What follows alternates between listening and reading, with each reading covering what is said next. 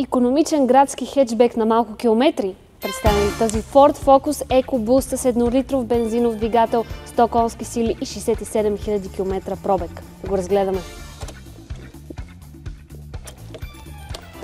Как да запаля автомобила при положение, че той е също скоростна кутия? Ами трябва да натисна и съединителя, нали така?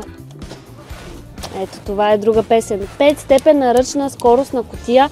Този Ford Focus е супер запазен. 2018 година е.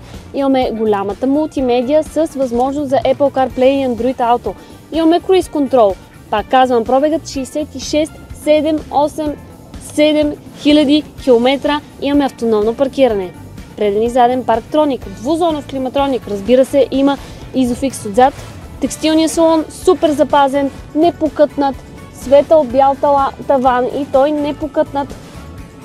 Достатъчно екстри за един малък градски хетчбек. Какво повече ви трябва с това малко бижу? Автомобилът е подходящ за всеки, който шофира много из града, защото е малък, компактен и разбира се дава нисък разход на гориво, а пък боята графит металик идеално запазена.